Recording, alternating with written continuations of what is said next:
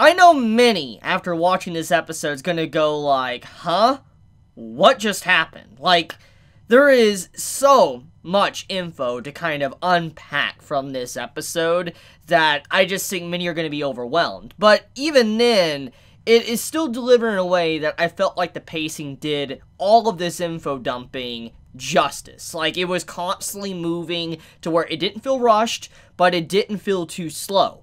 And I think the way this episode was structured was downright amazing. I mean, when you really think about it, it's crazy that this is a 25-minute episode, and this has been a consistent thing since episode 1. That was 28 minutes, and then episode 2 was like 25 minutes, and this is also 25 minutes, which, once again, we had no opening or ending song. Now, I do know we had an ending song for, last week's episode, but when you really take a moment to stop and think about everything, ReZero has always been known for having very few opening songs or ending songs played throughout their episodes. I mean, let's think back on it, like of season 1. Usually when you heard the opening song, that was really the only time you heard it, and then you would only hear it pop up every so often. Like, ending songs to be used very rarely for emotional moments, especially that scene where Subaru, his head just like popped off and all that, he was holding Rim. There's been many times that ending songs throughout ReZero have been used to build up that atmosphere, but most of the time they're not shown, which the main reason for it is actually to build up more information, give us more time with the characters. I mean, think about this, okay? With how this episode was 25 minutes long, it allows the animators and everyone working on this season to give more details to certain things instead of just having an opening and ending song taking away from the total time of an episode. See, normally an anime episode's around like 23 minutes long, 22 minutes long, and that's not counting the opening and ending song being applied to that as well. If we calculate around an opening song being 1 minute 30 to 1 minute 40, and then on top of that an ending song that's also another minute 30, that adds up very quickly. That's like 3 minutes worth of content almost, and so you have a 23-minute episode turn out to be 20 minutes. And so when you put it in comparison to what we've been getting, this is a 25-minute episode without an opening song or without an ending song, you can kind of see how more content can be added to explain a lot of things, which is definitely needed for this type of series. But once again, this is not something many anime studios and people working on series do in the first place. I know there has to be some form of licensing agreement with showing opening songs and ending songs for a show. I don't really know the details of that, but I know there has to be, especially to contract a song to be for the series. It definitely has to be played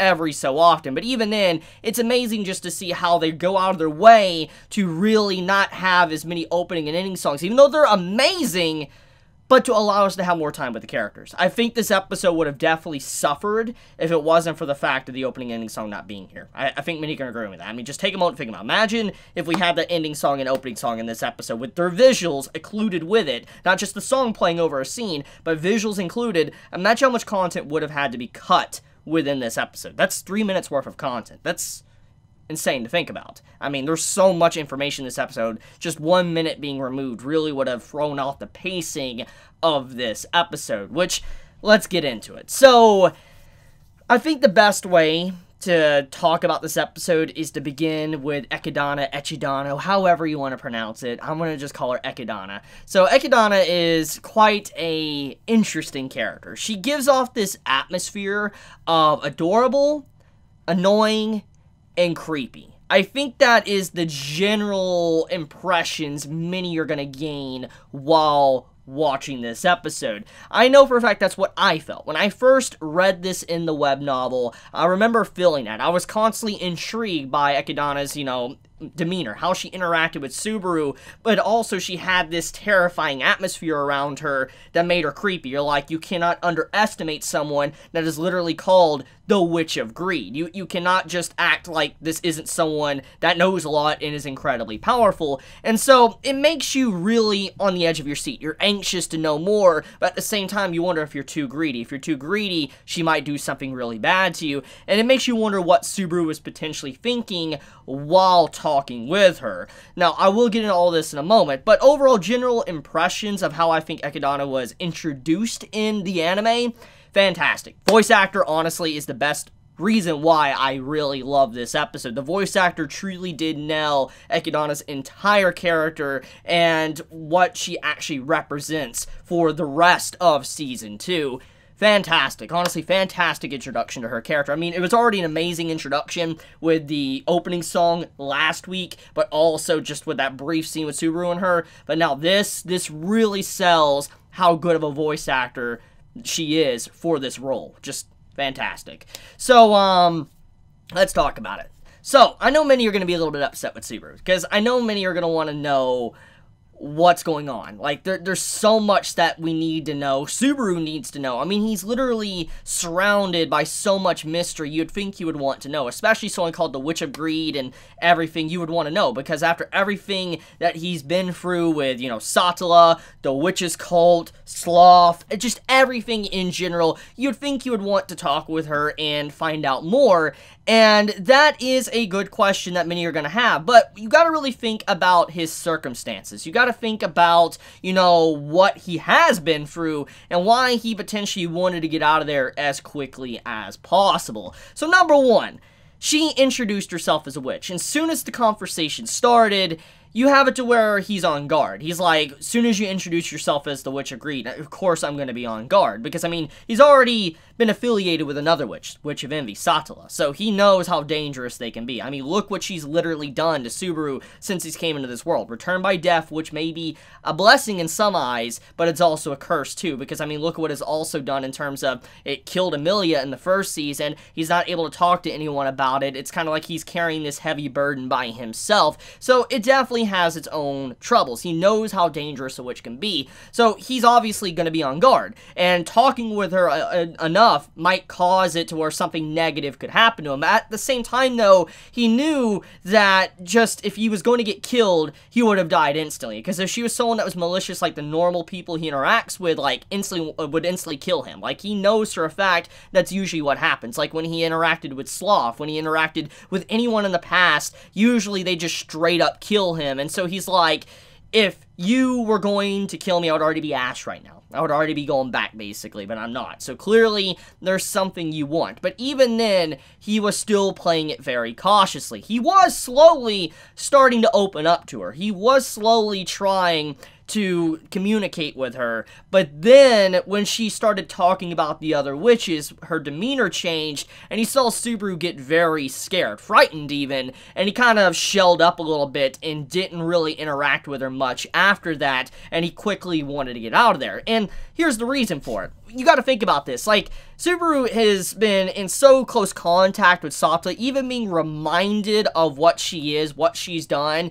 and just seeing one right before him and what she potentially could be capable of, has to be frightening. Like, that is something absolutely frightening. It's something that obviously he doesn't really want to deal with at this moment. And so, him wanting to get out of there makes perfect sense. And even allowing him to leave like that with nothing really major is another plus for him. So it's upsetting, I know, for many, but it makes sense why he wanted to leave. I just think many can kind of see that. But let's dive deeper into the emotions, though, of at least Echidna and her standpoint. Now, as I've already mentioned, she is creepy. She's adorable. She's annoying. But there's another little element to her personality I haven't forgot to mention, or at least I didn't mention, and I kind of want to talk about it now. It's also very clear that she's potentially lonely. I mean, think about this. She described herself as a soul, someone that is already dead. She's in a witch's graveyard, basically, which pretty much means this is where she potentially died, buried, whatever, but her soul is housed here. Wherever Subaru was, what he was talking to was just a deceased witch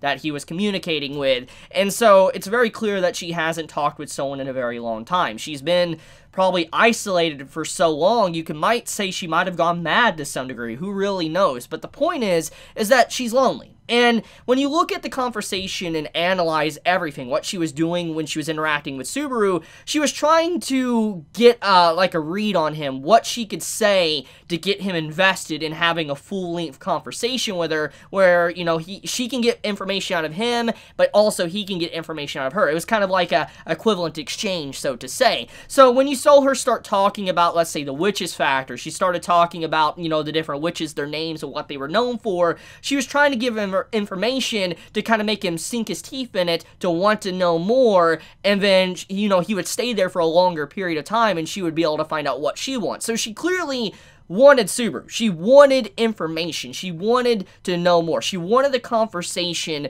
to keep on going. But obviously, you know, Subaru turned it down. She got really shocked about it because it's most likely something she's just not commonly used to. I mean, she even mentioned that there was many people in the past that would go out of their way to talk with her and, like, what do I do? I gain knowledge from her, because she even said that she was the Witch of Greed and has a lot of knowledge. She's, like, very greedy for knowledge. She even said that when she described herself. So it lets you know that she knows a lot.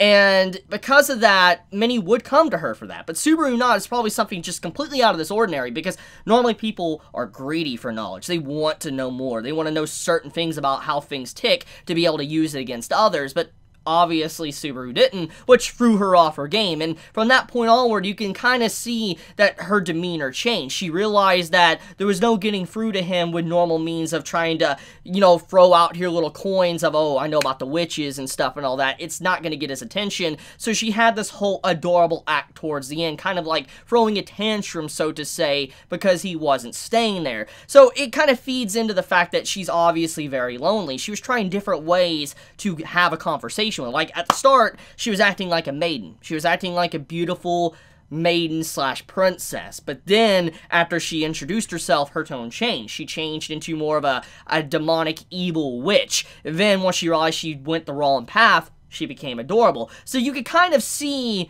what she attempted with Subaru the entire time, and all three attempts were pretty much an absolute failure. She couldn't really get a conversation with him. So it's cool. It's a really cool way to actually look at that scene, and I think many are going to really appreciate that when they realize just what, you know, Echidna was doing, how she was actually trying to manipulate the conversation to gain knowledge. Now, speaking of knowledge, I guess there is something that does need to be clarified before I go any further, because there was a mistranslation within this episode that's going to confuse quite a few people. I know for a fact that, many are. I know that there's probably already some correcting, you know, the mistake that was made within this episode with the mistranslation, like the subtitle, not the actual content, but a mistranslation with subtitle.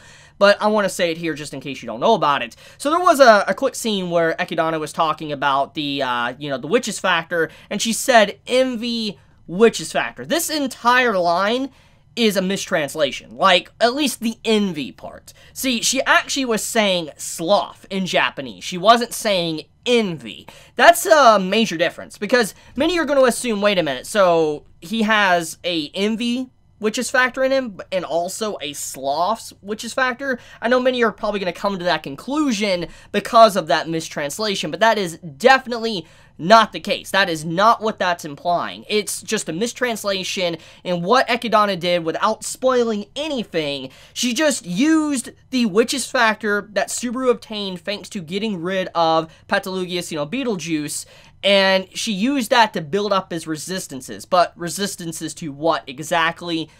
You'll find out as, you know, the story continues. But that's the main clarification there. I know some are definitely going to be confused, but that's what it was. Basically, she used the witches factor from Beetlejuice to build up his resistance. That's the only thing she did. And the tea was kind of the catalyst for it. She gave him tea to build up that catalyst. There you go. That's all I'm going to say. You'll find out the rest as the story continues.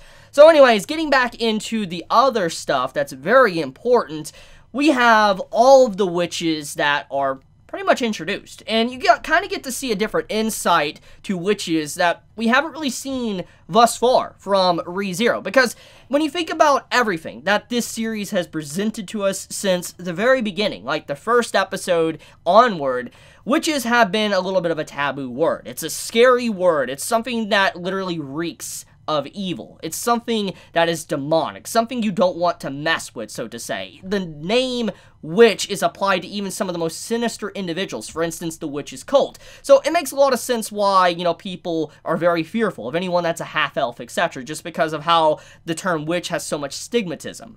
But then you see this episode, and you have the Witch of Greed, Echidna, give a little bit more clarification that maybe not all of the witches are necessarily bad. Maybe it's just the Witch of Envy that actually caused the reputation of the witches to really diminish. It's kind of like this.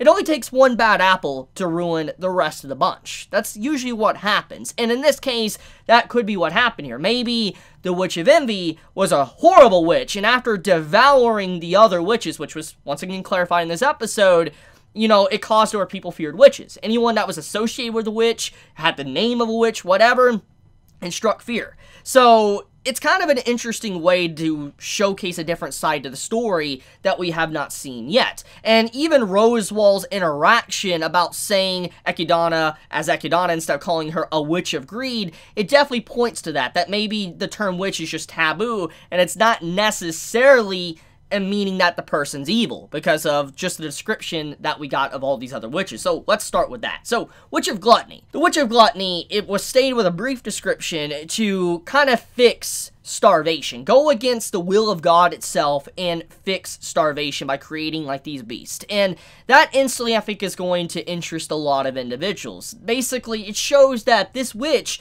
which you would think would be evil, actually tried to help people, tried to give people food, a source of food to be able to not die of starvation. That seems very just. That seems very nice to do. It doesn't seem necessarily like something that should be evil. And then you move over to the next one. You move over to the Witch of Lust, which was someone that gave emotions to non-humans. Now, this is a really big one, because when you think about it, non-humans basically represents elves, dwarves, anything that isn't necessarily straight up human. Everybody that we're technically interacting right now in Sanctuary is pretty much like has some form of different beast inside there, like a demi-human of some kind. So when you really think about it, you're like, wait a minute. So the Witch of Lust is actually the reason why maybe elves and all the others have emotions. Without that, they would just be, I guess, beasts. Things that don't have emotion whatsoever, just savage, relentless monsters. Now, this is another interesting part. It basically lets you know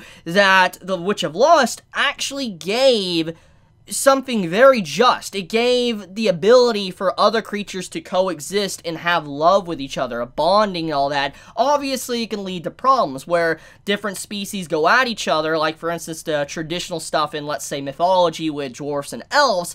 But overall, the point is that thanks to the Witch of Lust, it caused it to where there now could be other sources of intelligence besides just humans. So that is another major detail. It's like, holy crap, so this is another good example of a good witch. Then we move over to the Witch of Wrath, Minerva, which was someone that was grieving for the world, so she struck everyone to heal them. Now, this is a very vague description, but it pretty much means that the Witch of Wrath truly loved everyone equally within the world, and because of that grief she felt, she wanted to heal people. So that shows that she's very compassionate, someone that loves people. So her wrath was more, you know, dictator focused on just the grieving of people. She hated seeing people grieving in pain, etc. She wanted people to be happy and healed and full once again.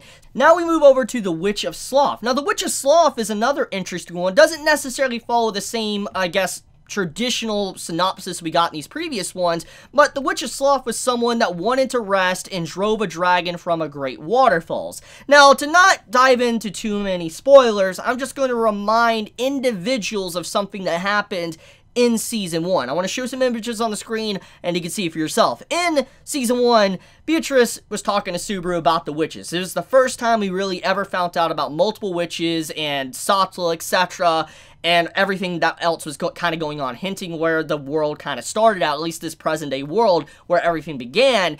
And you kind of find out that Satla is technically still alive, she's sealed up, and there's a hero, a dragon, and all that kind of watching over her. And when you find out that the Witch of Sloth is actually someone that drove away a dragon from a great waterfall, you instantly can kind of see where the dots are connecting here. Are you telling me that maybe this dragon that was actually now guarding Satla's sealed up, area is the dragon that maybe the witches, the Witch of Sloth actually drove off to be able to get some rest. See, that is a big detail there. And so you're like, holy crap. Then we move over to the Witch of Pride, which I think is a fascinating one to think about, because when you realize Subaru's circumstances, he's someone that's always been, kind of had the pride attached to him. Like, ever since, he met Petulugius in season 1, Sloth always was like, are you Pride? Are you the one that's taken up the vacant spot of Pride? Are you now the individual that has his authority?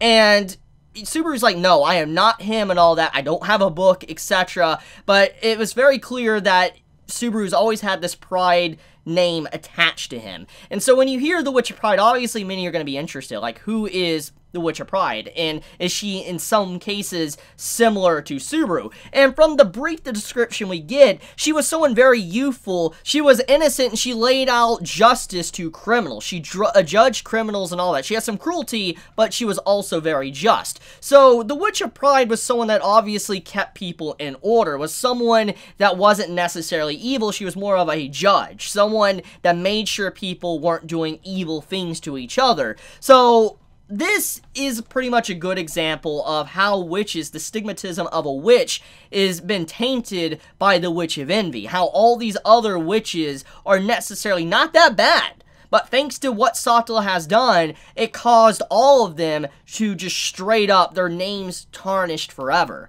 which has resulted in what has happened to Amelia and other half-elves throughout this story.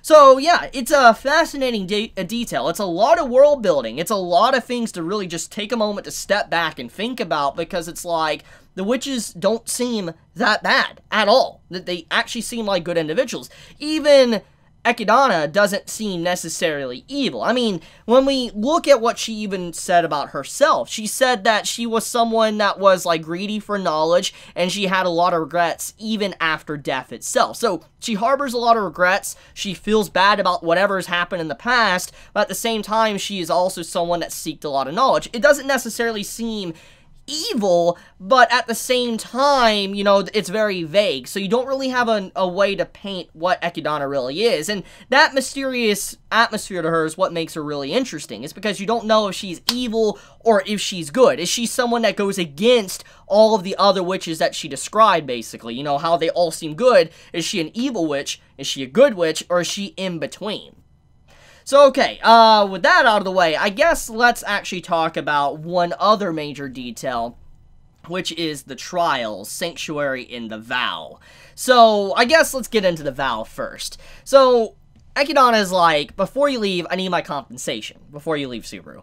And she's like, you cannot talk about everything that's happened here. You cannot talk about this conversation we've had, nothing. And so she has this vow with him. Obviously, Subaru doesn't straight up agree, but it doesn't seem like he really has a say in the matter. She puts her hand on his chest, and she then licks her hand, which I know many are going to meme the crap out of and love, but when you look at that, it seemed more like a very, like, magical moment. Like, she was straight up putting a curse or something on him, putting, what she said, a vow on him where he could not talk about the situation whatsoever. And soon as he's forced out of this realm, when she kicks him out and he flies back out for wherever he is, he's back at Sanctuary, he talks briefly in his mind. He's like, what happened? Like, I thought I was talking to someone. And this little indication lets you know that he doesn't remember. He doesn't remember anything that just happened with Echidna and himself. So the vow wasn't just him not being able to talk about it. Literally, that knowledge he gained, he was not able to remember it. So that is a very, very big detail, because now when you see when Rosewall was talking about Echidna, when he was mentioning her name, and why Subaru seemed very clueless, it makes so much more sense now, because his memories of that was completely removed. And so it makes you wonder, since he has a vow placed on him, if he was to, so to say, die, would he still be in that clueless state? Would he remember, or is it permanently gone? So many questions. Now, oh yes, there is another thing to talk about before I kind of wrap up this and move over into the trials and all of that. Another reason why Subaru left too, which I wish I would have said earlier on in this video, and why he didn't get more answers, is because he now knows that return by death can't necessarily be relied upon. He knows that every second he doesn't know where someone is, like Amelia, etc., they could be dead. And he knows that a checkpoint potentially could happen, which could result in them being permanently dead. Look what happened to Rim. So when you see all of this, you're like, it also makes sense why he's wanting to rush out. He doesn't even know if Amelia is alive or not. So if she's dead, he needs to reset, like, right then, because if he gets a checkpoint, it's over. It's done. Like, he's not coming back from that. So yeah, that's a interesting little thing to throw on top of that, why he wanted to get out of there as quickly as possible. So, Sanctuary.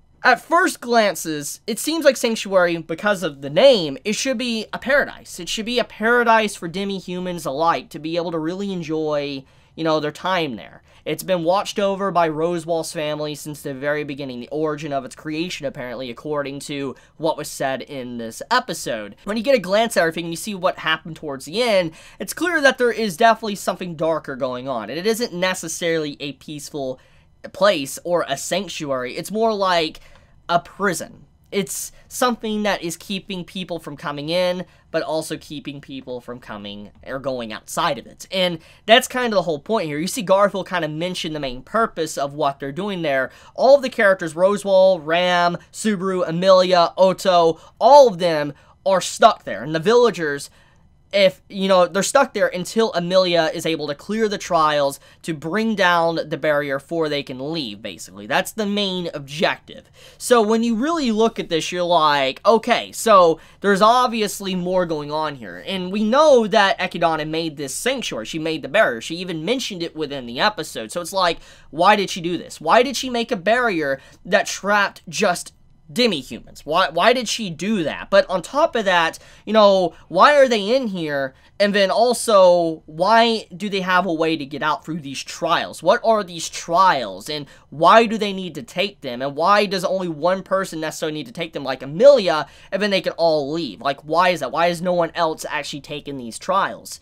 There's so many other questions, but there is hints, though, that maybe others have tried, but it's went down in a negative way. Like, for instance, let's look at what happened to Rosewall. Rosewall said that he tried to do something, but he didn't have the privilege to be able to take the trials, which resulted in why his body looks so messed up. He's covered in bandages, is because, you know, he tried to get everybody out there, do his part, but he couldn't do it. Amelia needs to be there to take these trials. And then you have someone like Garfield that talks to Subaru towards the end. Subaru's like, wait, if you want to get out here so bad, if you're forcing Amelia to do this, why didn't you take this? Why did you not take the trials? And he's like, what do you think I have done? I have tried and all that. And you see how he gets very upset, very negative, and that entire conversation is cut. So it's clear that maybe these individuals, a part of Sanctuary, have tried, but most likely they have not been successful for whatever reason that is. So, can Amelia overcome these trials? What are these trials? So many questions.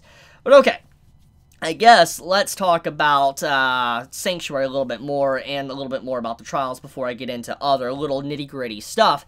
So, Sanctuary, though, is a fascinating place, because it is home to Echidna, her graveyard, so to say, because that's literally what it's described as, the witch's graveyard. And it's also something that harbors a lot of mystery, too, because of Rosewall and his connection with it. Because clearly his family knows about the Witch of Greed. Because he even states to Amelia within this episode, like, don't call her Witch of Greed. It sounds so evil, doesn't it? Call her Echidna. And that is going to instantly pique many people's interest. Because when you think about what Amelia's been through, she's constantly been called a witch. She's constantly been made fun of because she's a half-elf. She's called a half-devil throughout the series. And so when you see Rosewall stand up like that, you know Amelia's going to understand where he's coming from. She's going to understand that she's constantly been called a witch, and it's not necessarily a good term. Maybe, you know, it's not right to call someone a witch, even if they are a witch, because that's, you know, they're not necessarily evil. Just the term has been ruined so much that it's just wrong to call someone like her that. And so, when you see Rosewall defend Echidna to such an extent, it really does make you wonder about the term witch. Is witch really necessarily something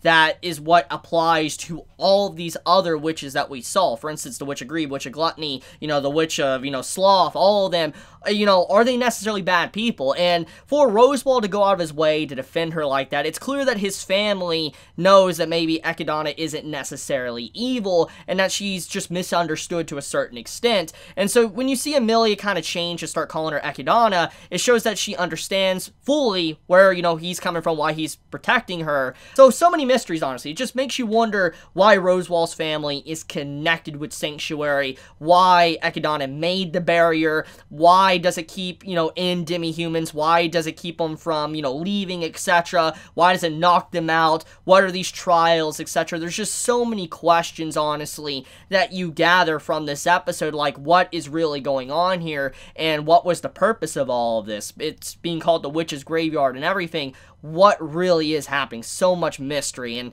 it's honestly just exciting to finally see this all animated.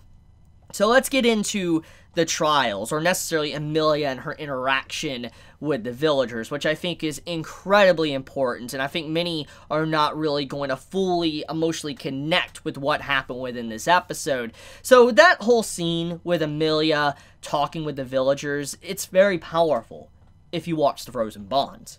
I think many are going to get emotional regardless, but if you watch The Frozen Bond, which is an OVA for Season 1, which is on Crunchyroll if you want to watch it, it tells the origin story of Amelia, at the very least where she kind of began at. She woke up and she was surrounded by ice, snow, and there was individuals that were frozen solid. She was by herself, and she had no family, no friends, no one to communicate with, and the village that was outside of the area of her forest didn't want to communicate with her. They called her a witch, the witch of the forest. They called her evil, etc. And she had this evilness surrounded to her. Like, she knew that people didn't like her. She didn't understand why. She didn't know, but she knew that people didn't like her. So because of that, she never had any bond or connection with anyone. And eventually, she discovered Puck, the spirit Puck, and he communicated with her, and she made a contract with him, which resulted in her finally leaving the forest and being where she's at right now. Now, this is a very short summary to what the episode is, but to give context,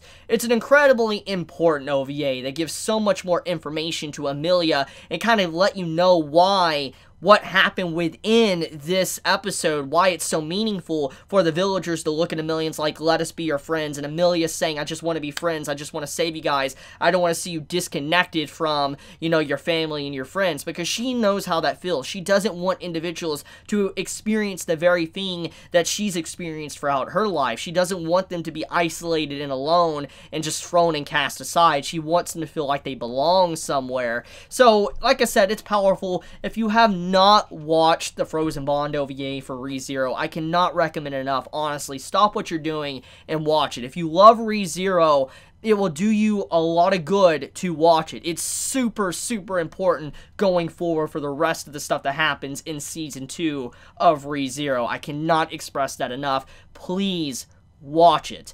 But speaking of which, this does need to be dived into a little bit more. Obviously, Amelia did gain the villagers' trust. They're putting their trust in Amelia. But there is definitely stuff that you could kind of dissect from that, especially when Subaru entered into where they're currently being housed at, all the villagers. When he entered in, he's like, currently you all know your situation. You're stuck here, you can't leave, etc. And he's like, I want to be, you know, we're going to be getting you guys out of here. We're going to be doing a trial to get you guys out for you all can leave Sanctuary. And then they all started to, you know, cheer up, and it's like, are you going to do it? Are you going to do it, Subaru-sama? And they're like, are you going to do it? And he's like, no, if I could, I would, but it's going to be up to Amelia. And you could see when that happened, all of the villagers got very sad, depressed, gloomy.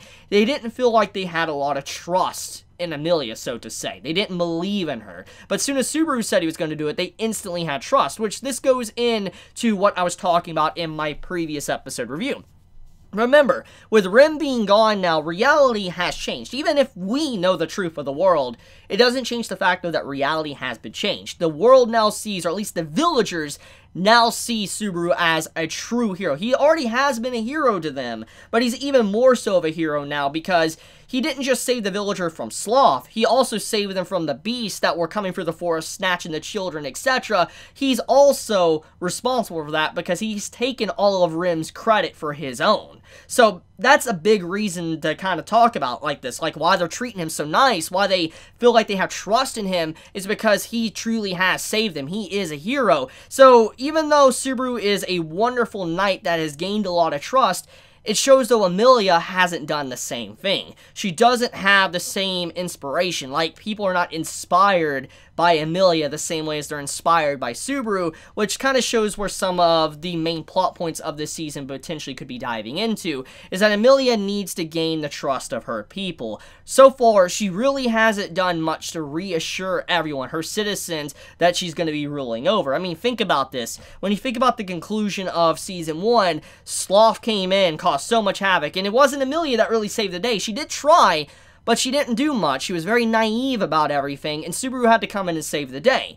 And that plays a huge part to everything, that, you know, Amelia really hasn't done much to build up her reputation to be worthy for a candidate and support from her people. And now this is the first time that the people is actually looking at her as like, we trust you. We're putting our trust and faith in you to be able to get us out of here and then, you know, reunite us with our family, and we'll pledge our support to you. So this is a big moment for Amelia's character to really grow. And this goes a little bit further into what Ram said to Subaru.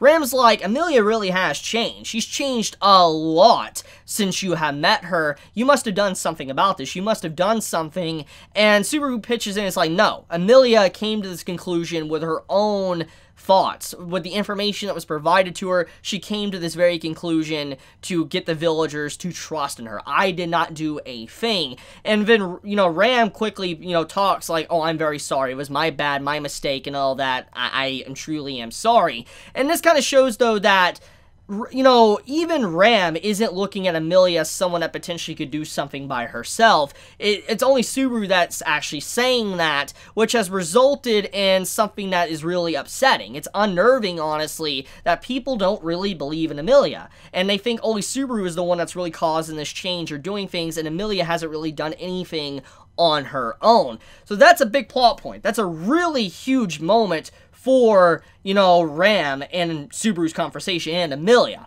So, okay, let's talk about Garfield. So, Garfield, as a character, where to begin? So, Garfield, I love him. He's a great character, voice actor being basically Bakugo, perfect character, especially for the attitude of Garfield. I know many are going to be memeing the crap out of him because, you know, Garfield the cat, you know, lasagna, etc., but you know, I've already expected. I already saw the memes when I was reading it in the web novel, but I know the anime is definitely gonna be, the anime fans are gonna be memeing the crap out of him. But memes aside, Garfield as a character, I think, definitely has this energetic energy that people are gonna love. He definitely is someone that isn't necessarily the best thinker, because he's someone that usually, you know, takes action before he thinks. Like, what he did towards Subaru, Otto, and all of them within this episode shows that he's someone that's, like, goes punching first before he really takes a moment to analyze the situation. Because if you would have really thought about check the carriage and all that, he would have noticed Amelia, and he would have been like, oh, come into Sanctuary, you're gonna have to take these trials. But as soon as he saw Subaru and all of them there, he instantly wanted to start fighting them, leave them half dead outside of Sanctuary, etc. But obviously that did not happen thanks to Subaru pitching. He's like, you know Frederica and all that? And he's like, how do you know Frederica? And Subaru's like, I think it's kind of incredibly obvious how I know and how you guys are related. I mean, when you look at their designs and all that, it's very similar. So it's kind of easy to put A and B together. But still, the point is, though, is that, you know, Garfield as a character, I think he came out correct in terms of the way the voice actor has portrayed his character, but also just how the animation is done. I think many are going to get a good gauge on what type of person he is. He's incredibly strong, incredibly fast, but on top of that, he's someone that is, you know, I guess quick to act, but not quick to think. But it's not someone you can necessarily underestimate as well, because he's definitely a huge obstacle for Subaru to potentially overcome just because of how his demeanor is, especially towards him throughout this episode. So, okay, let's, I guess, talk about Otto. Otto as a character, I think many are going to love. But personally, he's one of my favorite characters. I've always been a big fan of Otto since I've read this, but I think, you know, just seeing him animated makes me fall in love with him all over again in terms of character, because just seeing him interact with Subaru is just so perfect, because Subaru having a buddy to kind of talk with and be himself is just something that I love. He can play off of Otto's personality so well, and it works so perfectly, and I love seeing Otto animate. I love seeing this series back. It's straight up fantastic. But, and then lastly, before I wrap up this video, though, we also have a brief scene at the end that hints that we're going to be diving into Subaru's past. I don't really want to say much because I feel like I'll spoil accidentally. But all I'm going to say is that I am patiently waiting for next week's episode, because it's going to be absolutely fan-freaking-tastic. I cannot wait. Let me know your thoughts in the comments below. If you enjoyed my content, you know, please subscribe. If you like this video, please leave a like. And I'm sorry for this video being long. I know many of you might not have watched it to its full length, but, you know, I just love ReZero. I like talking about it. But I love you guys. Be safe, stay healthy. If you enjoy my content, please subscribe. If you like this video, please leave a like. And with that, Chibi out.